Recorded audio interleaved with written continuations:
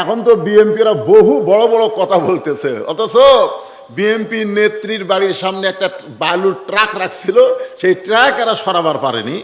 এখন তো হামবে তামবে, হ্যাঁ করেঙ্গে ত্যাগ করেঙ্গে, বহু কিছুই বলতেছে। জোরে কথা কর না কেন? বিএনপি যে এত বড় একটা দল এখন বোঝা যাচ্ছে। এখন বিএনপির কিছু কিছু অতি উৎসাহী নেতারা ভাবতেছে যে আমরা যা বলবো তাই, আমরা ছাড়া বাংলাদেশের কোনো দলই নাই। মানে এক দল ক্ষমতা ছিল আর এক দল ক্ষমতা যাচ্ছে, এটা বলা যাবে না। কারণ ক্ষমতা কোনো দলের না, সব সময় একমাত্র ক্ষমতার মালিক হচ্ছে আমার আল্লাহ। জোরে কোন কথা ঠিক কি না? কিছুদিন আগেই তিনি বলেছিলেন, এ দেশ আমার বাপের, এ দেশ আমার। এগুলো আমার বাপের কথা না, সবগুলো রেকর্ড আছে। যদি আপনারা বলেন হুজুর এ কথা কবে কইছে, আমার মোবাইলে সব ভিডিও আছে। এ দেশ আমার বাপের, এ দেশ আমার। হাসিনা কোনোদিন পলায় না। এই কথা বলার কয়েকদিন পরেই, বেশি দিন লাগেনি, কয়েকদিন পরে রাত 9টার সময় 1.5 লাখ টাকার খাট, 12,000 টাকার কম্বল ওড়ে তামানি দিয়ে বলতেছে আমার বাড়ি আমার ঘর আমাক নামাইকে। 5 তলায়, জোরে কোন কয় তলায়? 5 তলায় উঠে এই দোয়া পড়ে ঘুমে গেছে যে আমার বাড়ি আমার ঘর আমাক নামাইকে। ঘুমের পূর্বে একটা দোয়া আছে, সেই দোয়া কি আপনারা পড়েন? আল্লাহুম্মা বিইসমিকা আমুতু ওয়া আহইয়া। আপনি এই দোয়াটা যখনই পড়বেন, আমুতু শব্দ উচ্চারণ করার সঙ্গে সঙ্গে আপনার ঈমান আপনাকে বলে দিবে তুমি ঘুম যাচ্ছ, তুমি চেতন হতে পারবা না যদি আল্লাহ তোমাকে চেতন না করে। জোরে কোন কথা ঠিক কিনা? এই দোয়া না পড়ে কি দোয়া পড়ছে? যে আমার বাড়ি আমার ঘর আমাক নামাইকে। তখন কান্দের 2 ফেরেশতা বলতেছে আল্লাহ, যে দোয়া পড়ে ওই কম্বলের মধ্যে ঘুমালো, এক নামানার কেউ নাই। রাত 3টার সময় আল্লাহ একটা ভূমিকম্প দিছে। জোরে কোন কি কম্প? ভূমিকম্প বোঝেন? খালি বিল্ডিং একটু কাঁপে উঠছে। এই বিল্ডিং এর কাঁপুনি দেখে ওই এত ফোর্সে নামছে যে কম্বলের মধ্যে যার লুঙ্গি খুলে আছে ঘুমের চোটে, ওটা পরার কথাও আর খেয়াল নেই। একেবারে কি হয়ে নামছে? ন্যাংটা হয়ে নামছে। ফেরেশতারা বলতেছে আল্লাহ নামাইলা নামাইলা, তাই বলে ন্যাংটা করে নামাইলা? আল্লাহর সাথে ক্ষমতার অহংকার করে যারা কথা বলবে, আল্লাহ ইচ্ছা করলে হাসিনার মতন তাদেরকে ন্যাংটা করে জেদ ছাড়া করবে। জোরে কোন কথা ঠিক না? বিশ্বাস করতে হবে একমাত্র ক্ষমতার মালিককে, কেবলমাত্র ক্ষমতার মালিককে, সব সময় ক্ষমতার মালিককে। ওহু আলা কুল্লি কুল্লি শাইইন কদির। প্রত্যেকটা বিষয়ের উপরে একমাত্র ক্ষমতা হচ্ছে আল্লাহ। তাহলে বাদশাহী চলবে কার? আরো জোরে, জোরসে বলুন। আল্লাহর বাদশাহী চলবে। আর দুনিয়াতে মানুষের কি চলবে? যখন আল্লাহ তাআলা আদমকে তৈরি করেনি, তখন আল্লাহ তাআলা ফেরেশতাদের সামনে বললেন ওয়াইজ ক্বালা রাব্বুকা লিল মালাইকাতি ইন্নী জাইলুন ফিল আরদি খলিফা। যখন আদমকে আল্লাহ তৈরি করেনি, তখনই আল্লাহ ফেরেশতাদের সামনে বললেন আমি দুনিয়াতে খলিফা পাঠাবো। জোরে কোন কি পাঠাবো? হযরত আবু বকর কি খলিফা? জোরে কোন আবু বকর কি? হযরত ওমর কি? হযরত ওসমান কি? হযরত আলী কি? হযরত আমিরে মুয়াবিয়া কি?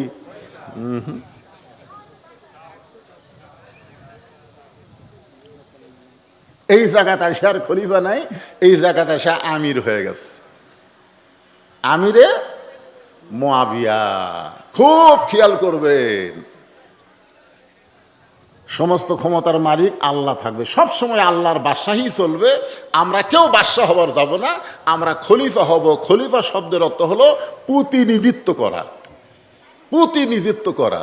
আমরা আল্লাহর পক্ষ থেকে দুনিয়াতে আল্লাহর আইন অনুযায়ী আল্লাহর আইনকে, আল্লাহর বিধানকে, আল্লাহর কোরআনকে এই বাংলার জমিনে প্রতিষ্ঠা করব। জোরে কোন কথা ঠিক কিনা? খুব খেয়াল করা লাগবে।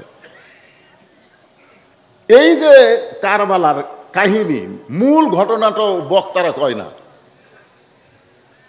মূল যে আসল থিম কি, আমি এইটা বলি 10ই মহরমের উপরে যাচ্ছি।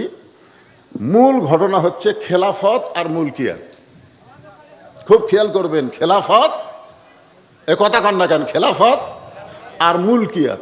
মুলকিয়াতের মালিককে আর খেলাফতের দায়িত্ব কার? মানুষের। তাও বকর রাদিয়াল্লাহু থেকে আলী পর্যন্ত বাদশাহী আল্লাহরই চলতেছিল, কিন্তু তিনারা প্রতিনিধিত্ব করতেছিলেন।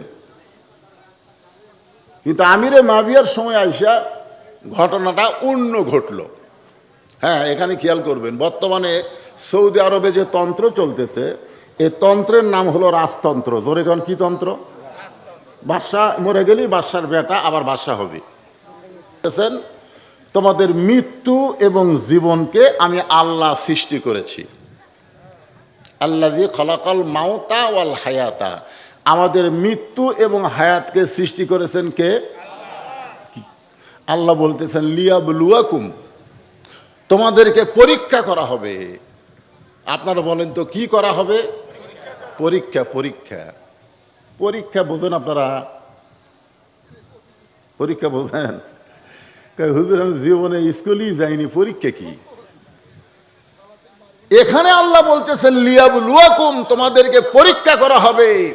আইয়ুকুম আহসানু আমালা। পরীক্ষার সাবজেক্ট হচ্ছে সুন্দর আমল। এই পরীক্ষার সাবজেক্ট কি? সুন্দর আমলের পরীক্ষা করা হবে। এখন সুন্দর আমলের পরীক্ষা যদি আমরা দিতে চাই, খুব খেয়াল করবেন, সুন্দর আমলের পরীক্ষা আমরা দিব, কিন্তু পরীক্ষা দিবার গেলে সুন্দর আমল করা লাগবে। তো আমল না করাই পরীক্ষা দিবেন?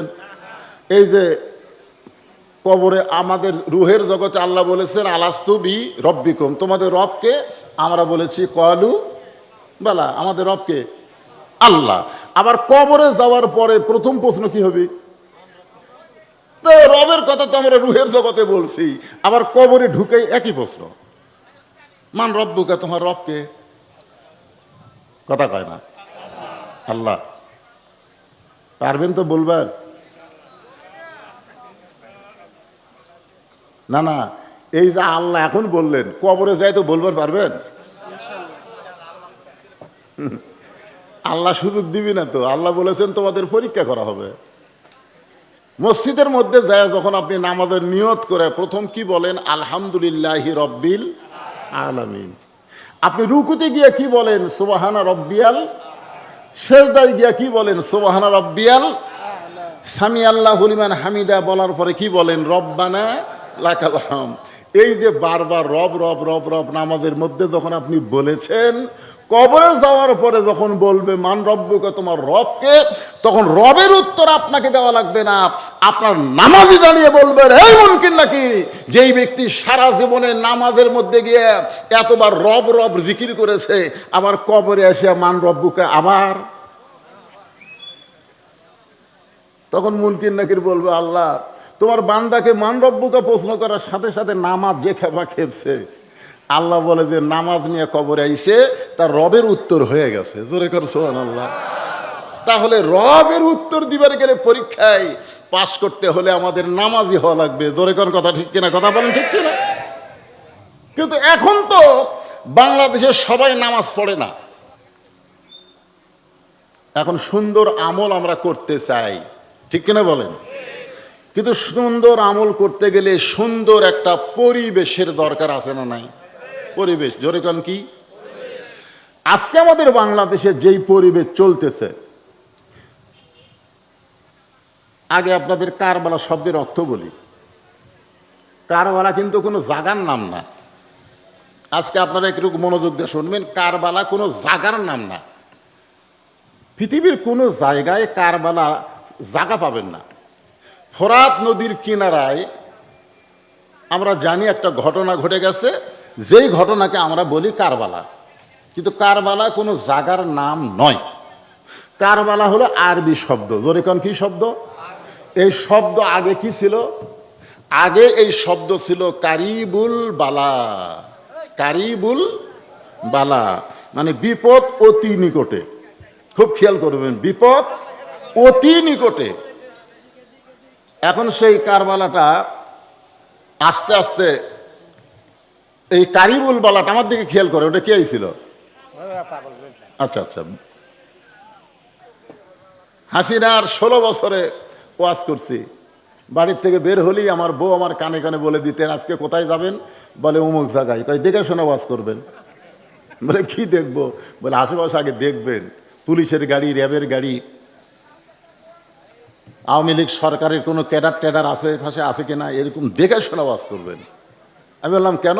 বলে এমন ওয়াজ করবেন আপনি যেন ধরা না পড়েন, আপনি যেন ধরা না পড়েন, আপনি যেন আবার সহি সালামতে বাড়িতে আসতে পারেন। আমি তখন বইয়ের কপালে একটা চুমা দিলাম। বউ বলতেছে, আমার কথা আপনার বিশ্বাস হয়েছে? আমি বললাম না। তো চুমা দিলেন কেন? বলে চুমা দিয়ে তোমাকে বুঝাইতে চাচ্ছি জীবনের শেষ চুমা, আর হয়তো আমার চেহারা দেখতে নাও পারো। বউ চুম করে বলতেছে, এর আগেও তো পুলিশ আপনাকে অনেকবার ধরছে, আপনাকে তো ছেড়ে দিছে, তো জীবনে দেখা হবে না তার মানে? আমি বললাম তুমি চিন্তা করো পুলিশ ধরা, আর আমি মুসলমান হয়ে চিন্তা করি আজরাইল ধরা। জোরে কোন কথা ঠিক কি না? যে কোনো মুহূর্তে আমাদেরকে আজরাইল ধরতে পারে, কোনো চিন্তা নাই, কোনো টেনশন নাই, ধরুক আজরাইল। আপনারা বলেন তো, হোসেনকে যে আজরাইল ধরছে, এটা কি আজরাইলের ইচ্ছাই না আল্লাহর ইচ্ছায়? কথা বলেন না কেন? কার ইচ্ছায়? আল্লাহর ইচ্ছায়।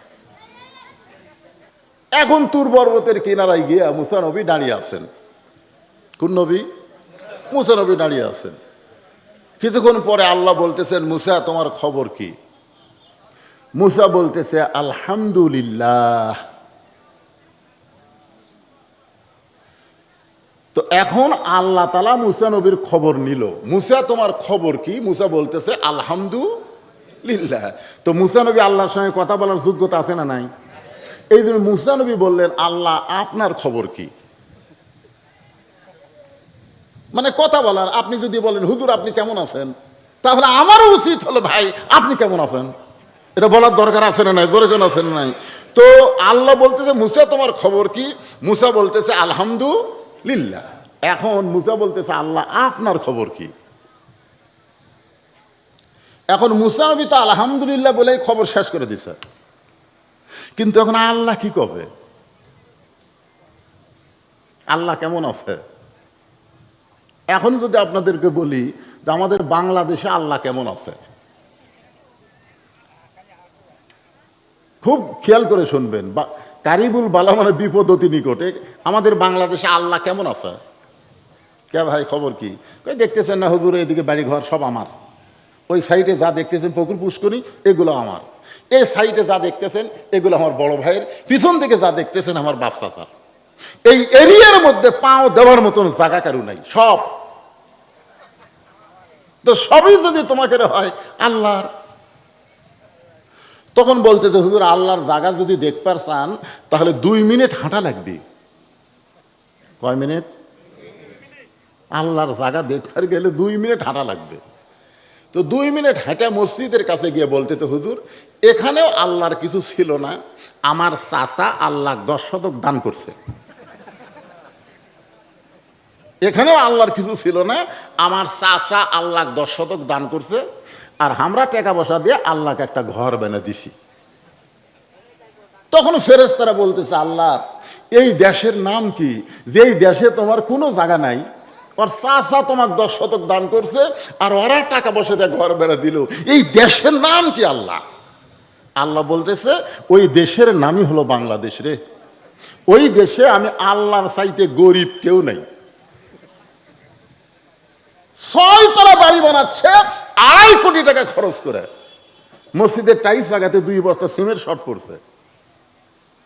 এখন মসজিদের ইমাম ওনার কাছে গিয়ে বলতেছে ভাইজান মসজিদের মাজার টাইলস লাগাতে 2 বস্তা সিমেন্ট শর্ট পড়ছে, ভাই আপনি যদি আল্লাহর রাস্তায় 2 বস্তা সিমেন্ট দিতেন। লোকটা বলতেছে আমি যে বিপদে আছি ভাই, আমার হাতত কিছু নেই। ওই কয়তলা বিল্ডিং করতেছে আর আল্লাহ দেওয়ার সময় কি বলতেছে, আমি যে বিপদে আছি ভাই দেওয়ার মতন কিছুই নাই। এই দেশের নাম কি?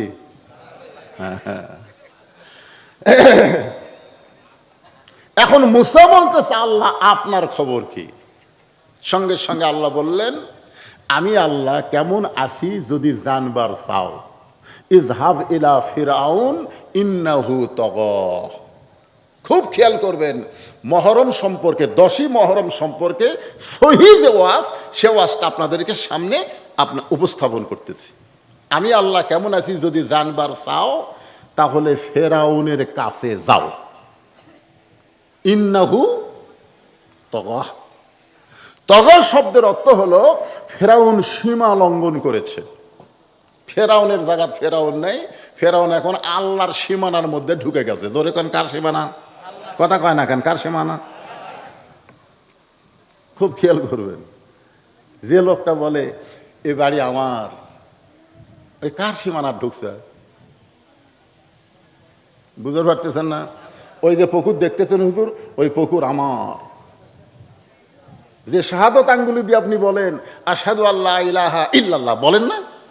কি কোন আত্মাহিয়াতের মধ্যে বলেন কি? কথা বলেন, বলেন না আপনি আশহাদু আল্লা ইলাহা ইল্লাল্লাহ? আপনি নামাজের মধ্যে আপনি আল্লাহর সাক্ষ্য দিলেন, আর বাইরে এসে বলতেছেন ওই পুকুর আমার, ওই বাড়ি আমার। তাহলে আপনি তো সীমানা ত্যাগ করে আল্লাহর সীমানার মধ্যে ঢুকে গেছেন, যার মালিক আল্লাহ, আপনি কিছুই না, আর সেই জায়গার মালিকানা দাবি করতেছেন। তার মানে আপনিও বড় ফেরাউন না হলেও, আমি বড় ফেরাউন না হলেও ছোট ফেরাউন হয়ে গেছি। জোরে কোন কথা কর না কেন ভাই? এখন আল্লাহ বলতেছে মুসা, আমি আল্লাহ কেমন আছি যদি দেখবার চাও, জানবার নয়, ওই জেনে কাম হবি না, দেখা লাগবি। জোরে কোন কথা ঠিক কিনা? সারা জীবন খালি জানাই গেলাম। এই কোরআন পৃথিবীর শ্রেষ্ঠ কিতাব, এটা জেনে কাম হবে না, এই কোরআনকে বাস্তব চোখে দেখা লাগবে। জোরে কোন কথা ঠিক কিনা? কথা বলেন। স্বাধীনতার পর থেকে আমরা কোরআনকে শুধু জানছি, কোরআনকে জানাইতে জানাইতে কোরআনের পাখি আল্লামা সাইদিকে অন্যায়ভাবে 13 বছর জেলখানায় বন্দি করে রাখছে। জোরে কোন কথা ঠিক কিনা? এই কোরআনকে জানানোর জন্য জেলখানার মধ্য থেকে তাকে হাসপাতাল নিয়ে গিয়ে হত্যা করা হলো। কোরআন আমরা কম জানি না, আমরা কোরআন শুধু জানলে হবে না, দেখা লাগবে, দেখা।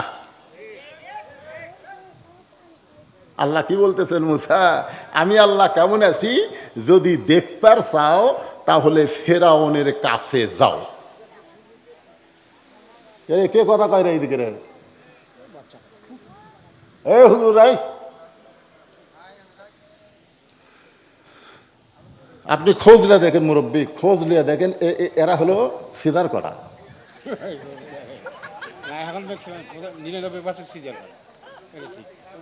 কারণ সিজার করার বাচ্চারা অস্থির হয়। অস্থির হওয়ার পিছনে কারণ আমি ডাক্তারের কাছে শুনছি, বাংলাদেশে দেখবেন কোনো ডাক্তার, বড় যারা ডাক্তার, তাদের বউকে সিজার করায় না। আপনি খোঁজ করে দেখেন আপনার নাটোরে, বড় ডাক্তার, ভালো ডাক্তার, তার বউকে সিজার করায় না। কারণ নর্মালে বাচ্চা নেয়, নর্মালে বাচ্চা নিলে বাচ্চারও লাভ, মায়েরও লাভ। তাহলে কি এক নম্বর কি, বাংলাদেশের কোনো ভালো ডাক্তার বউরে সিজার করায় না। 2 নম্বর একটা কথা হলো, পীরের বউ কোনোদিনও মুরিদ হয় না। আপনারা খোঁজলা দেখবেন, পীরের বউ কোনোদিন মুরিদ হয় না। কারণ বউ জানে এই মাঝে মধ্যে মুরিদের বইয়ের দিকে চোখ মারে, এই লুচ্চার হাতে মুরিদ কে হবে রে। আর 3 নম্বর একটা সত্যি কথা হলো, মৌলানাদের বাড়িতে কোনোদিন মিলাদ হয় না। এরা পরের বাড়িতে পড়ায় কিন্তু নিজের বাড়িতে হয় না। জোরে কোন কথা ঠিক কিনা? ঠিক করলেও ঠিক, না করলেও ঠিক। কি সিজার করা বাচ্চারা অস্থির হয় কেন? কারণ জন্মের আগেই যার পেট কাটছে, ওই 3 দিন পরে নর্মালে জন্ম নিত, কিন্তু ওর মায়ের ধৈর্য না থাকার কারণে ওর পেট কাটা লাগছে। ওর মা প্রসব বেদনা ভোগ করবি না, মায়ের পায়ের তলে জান্নাত। ইয়ার কি মারেন? বাপের পায়ের তলে তো জান্নাত না, জান্নাত হলো মায়ের পায়ের তলে। জোরে কোন কথা ঠিক কিনা? এরা কোন মা? কি বলবো প্রসবের কথা, মা বিনে সেই ব্যথা কেউ তো বুঝবে না। মাজন ঠেকিয়া সন্তানের দায়, অকালে মা মারা যায়, কেন সে মায়ের ভক্তি করো না। প্রদীপ হবে কেউ হবে না আমার মা, মা গো। কিন্তু ধৈর্য নাই। ইন্নাল্লাহ মা সাবরিন, ধৈর্যশীলদের সঙ্গে কে আছে? আমরা টেজের ওপর যে 4 জন বসে আছি, আপনারা বলেন তো আমরা কি সিজার করা? সব নর্মালে না?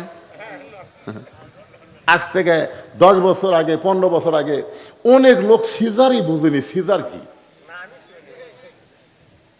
এখন এই টাকার লোভে ডাক্তাররা কয় পানি কম, আলট্রাসাউন্ড করে কয় পানি কমে গেছে, শুকে গেছে, ব্যাঁকা হয়ে আছে, টাকা কামাই করবি। কারণ প্রত্যেকটা ডাক্তার জানে মা যদি ধৈর্য ধারণ করে এই বাচ্চা নর্মালি জন্ম নিবে, কারণ পেটের মধ্যে যে আল্লাহ দিবার পারছে সে আল্লাহ দুনিয়াতে বের করতেও পারবে। জোরে কর কথা কর না কেন? কিন্তু অধৈর্য, ওই প্রসবের ওই ব্যথা সহ্য করবি না, এই জন্য ডাক্তারের কাছে কাছে ডাক্তার তো দেখতেছে 3 দিন পরে এমনি হবি, তো খামাখা টাকাটা ছাড়ি কেমনে। তা আলট্রাসাউন্ড রিপোর্টে বলতেছে একটু ব্যাঁকা হয়ে আছে, একটু ব্যাঁকা, মানে সাইজ হয়ে নাই, পানি নাই। একটা প্রসব নিতে গেলে যে পানি থাকা লাগে, পানি শুকে গেছে। বাধ্য হয়ে সিজার করে দেখে বাচ্চা ঘুম পাড়তেছে, কারণ ওর 3 দিন পরে দুনিয়াতে আসার কথা, কিন্তু 3 দিন আগে যে পেট কাটছে ওই আন কি করবি, ওই মায়ের পেটের মধ্যে ঘুম পাড়তেছে। এখন ঘুমন্ত বাচ্চা জেতা না মরা এটা টেস্ট করার জন্যে ওরা পেটের থেকে বের করে এরকম মাথার উপর একটা ঘুরান দেয়। ধরে এখন কি দেয়, এরকম মাথার উপর একটা ঘুরান দিলে বাচ্চা ওই ঘুরানের কারণে করে কান্দা ওঠে। ওই যে মাথার ঝাঁকি লাগলো ভাই, ওই ঝাঁকির কারণে ওই মোবাইল ছাড়া ভাত খায় না, মোবাইল ছাড়ার কান্না থামে না। জোরে কোন কথা ঠিক কি না? এই সিজার করা অস্থির। তো এ যে বসে আছে বুঝবারই পারতেছে না হুজুর এখানে কি ওয়াজ করতেছে। সামনে এসে বসলে কিছুটা বুঝবার না পারলেও আপনাদের মাঝে মাঝে বসলে ওই বাচ্চারা ঘুম পাড়ুক, কিন্তু তাও কোরআনের মাহফিলের একটা বরকত তারা পাত। জোরে কোন কথা ঠিক কি না? তাহলে কি বলতেছিলাম, আল্লাহ বললেন আমি আল্লাহ কেমন আছি, যদি জানবার চাও ইযহাব ইলা ফিরাউন, তাহলে ফেরাউনের কাছে যাও, দেখো।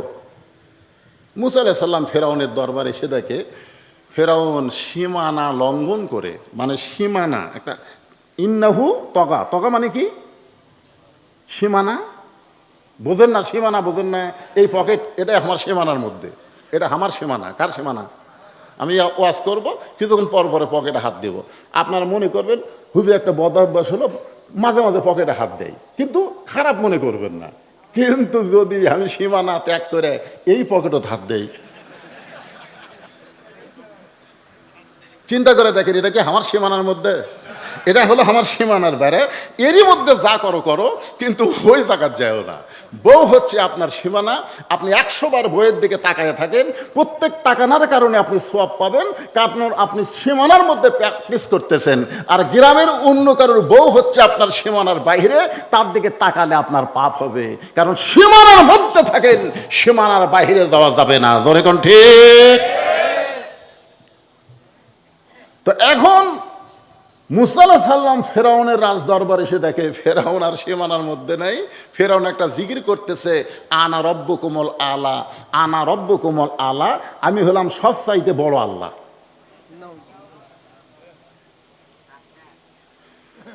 মুসা চিন্তা করে কিছুক্ষণ আগে তুর পর্বতে যার সাথে কথা বললাম সেটা কে রে? কিছুক্ষণ আগে তুর পর্বতে যার সঙ্গে কথা বলে আসলাম সেটা কে, আর এটা কে? আপনার বলেন তো, এই বাংলাদেশে যারা আল্লাহর কোরআনের দল করবে তারা কোনোদিন ফেরাউনের আইন, মানুষের আইন মানবে না, জীবন দিবে, কিন্তু অন্যায়ের কাছে মাথা নত করবে না, যার প্রমাণ হলো হোসাইন। জোরে কোন কথা ঠিক কিনা? কথা বলেন। তা আপনারা যদি এই কোরআনের সাথে সম্পর্ক রাখেন, এই কোরআনের সাথে যখন সম্পর্ক রেখে বলবেন তাবারাকাল্লাযী বিয়াদিহিল মুলক ওয়া হুয়া আলা কুল্লি শাইইন কদির, এখন আপনি সূরা মুলকে আল্লাহর সঙ্গে কথা বললেন। গোটা পৃথিবীর রাজত্ব কর্তৃত্ব মালিকানা কার হাতে? সমস্ত ক্ষমতার মালিককে। আর কেউ যদি বলে 41 সালের আগে আমাকে নামাইকে, তাহলে আপনি কি বলবেন? কিছুক্ষণ আগে পড়লাম কি, আর এটি শুনতেছি কি? কিছুক্ষণ আগে কথা বললাম কার সাথে? আল্লাহর সাথে। আর এটি এসে দেখতেছি নিজেই না আল্লাহ হয়ে গেছে। তাও তুই মুই আল্লাহ না, সব আল্লাহর বড়। এখন আপনারা বলেন সরাসরি যে আল্লাহর সঙ্গে কথা বলে আইছে সেই ব্যক্তির কাছে কেউ যদি আল্লাহর দাবি করে ওই ব্যক্তিকে মানবে? মানবে? তাহলে কি করবি? এখন আপনারাই বলেন যে মুসলমানের ঘরে জন্ম নিয়ে মুসলমান দাবি করব, মুসলমান হয়ে যদি আমরা মরতে চাই তাহলে মানুষের কোনো আইন মানা যাবে না, একমাত্র আল্লাহর কোরআনের আইন মানতে হবে। জোরে বলেন কথা ঠিক?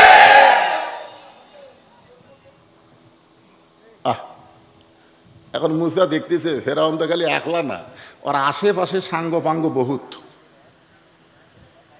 এখন একটু পেয়ালা কি করে? এমন সময় মুসা নবী নিজের জবান খুলে বললেন, লা ইলাহা ইল্লাল্লাহু মুসা কালিমুল্লাহ। আনা রব্বুকুমুল আলা চলবি না, চলবে হচ্ছে লা ইলাহা ইল্লাল্লাহ। মুসা নবী যেই বলছে লা ইলাহা ইল্লাল্লাহ, সঙ্গে সঙ্গে ফেরাউন সিংহাসন থেকে লাফ দিয়ে উঠছে। আপনারা বলেন তো এই কলেমার শক্তি আছে না নাই? যেই বলছে আল্লাহ ছাড়া অন্য কাউকে ইলাহ হিসাবে, ক্ষমতাবিহীন হিসাবে, রব হিসাবে মানি না, আইনদাতা বিধানদাতা একমাত্র আল্লাহ ছাড়া অন্য কাউকে আমি মানি না, সঙ্গে সঙ্গে ফেরাউন আর বসে নাই, লাভ দিয়ে উঠছে। লাভ দেটা বলতেছে, মুসা তোর আল্লাহর জিকির করবি, তুই আল্লাহর জায়গায় যা, আমার রাজত্বের মধ্যে তোর আল্লাহর জিকির চলবি না। এই কথাটা খেয়াল করবেন, 10ই মহরমের উপর রথ চলতেছে।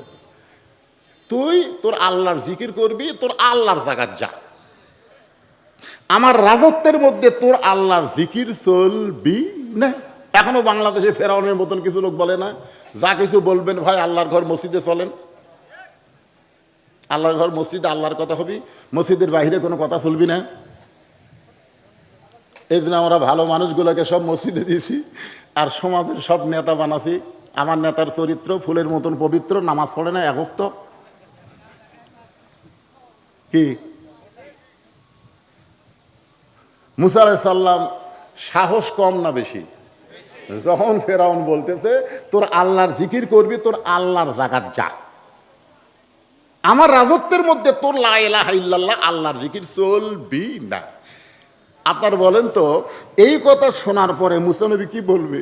মাফ করে দেন, মাফ করে দেন।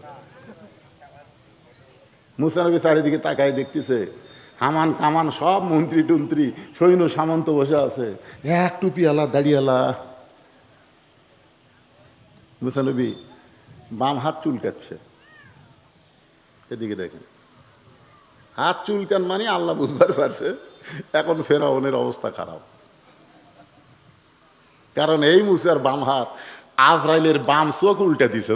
কথা ঠিক না? এই মুসার বাম হাত, ডান হাত কিন্তু না, বাম হাত। খালি আয়সা বলতেছে, ওগো আল্লাহ নবী মুসা, আমি আপনার জান কবজ করবার চাই। মুসা তো সরাসরি কথা কয় কার সাথে? আল্লাহ বলতেছে, আল্লাহ তোমার আজরাইল সরাসরি আমাকে বলতেছে জান কবজ করবার চাই, তা আমি যদি তোমার জলিল কদর কালিমুল্লাহ নবী হই তাহলে আমার একটা সম্মান নাই। তা আল্লাহ বলতেছে কি সম্মান? বলে সম্মান তুই বলতো না, আমাকে সালাম দিবি না। একটা নবী আর একটা ফেরেশতা আমাকে সালাম না দেয়া আমার জান কবজ করবার চাই, এই সালাম না দেওয়ার বেদবির শিক্ষা আমি দিবার চাই। তা আল্লাহ বলে, মুসা কি করবা? চল মারমো। আল্লাহ কয়, মুসা তুমি কোথায় আর আজরাইল কোথায়, একবার চাকা দেখো তো, তুমি কোন জায়গায় আর আজরাইল কোন জায়গায়, দেখা লাগবে না?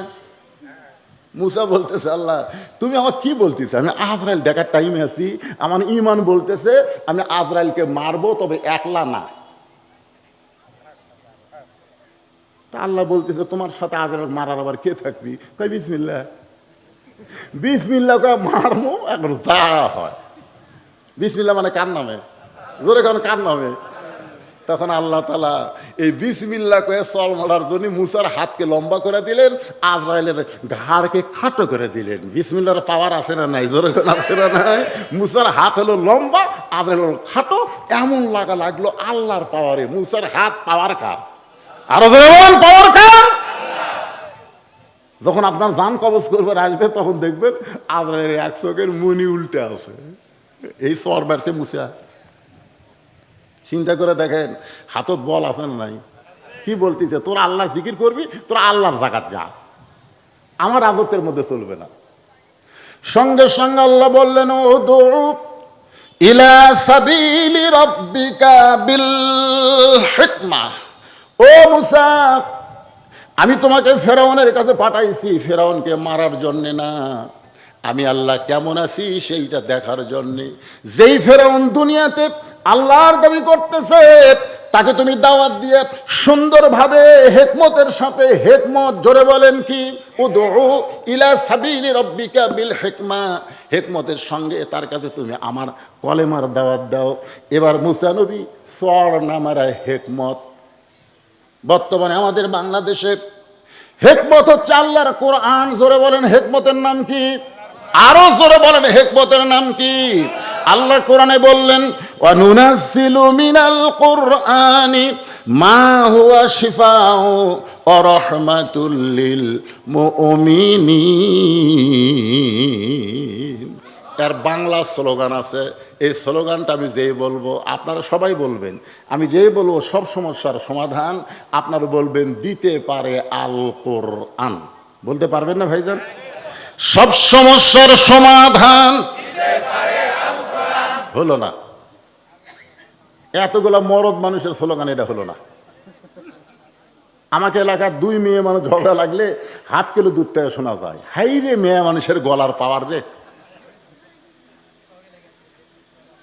আর এতগুলা পুরুষ মানুষ কোরআনের পক্ষে একটা স্লোগান দেবেন, এর সাইডে জোরে দেওয়া যাবে না। আমি যে বলবো আল কোরআনের আলো, আপনারা বলবেন সব জায়গায় জালো, আল কোরআনের আলো, কোরআন হাদিস যেখানে, সব সমস্যার সমাধান লিল্লাহে তাকবীর। এখন মুসা নবী হিকমতের সাথে বলতেছেন, ফেরাউন তুমি যে আল্লাহর দাবি করতেছ যে আনা রব্বুকুমুল আলা, তুমি কি খাও? তুমি যে আল্লাহর দাবি করতেছ তুমি কি খাও? আমি লা ইলাহা ইল্লাল্লাহ বলে যাকে আল্লাহ বিশ্বাস করি সে খায় না, তার কি আল্লাহর দায়িত্ব কি? খায় না খাওয়ায়? কথা কয় না। ওমা মিন দাব্বাতিন ফিল আরদি ইল্লা আলাল্লাহি রিজকুহা।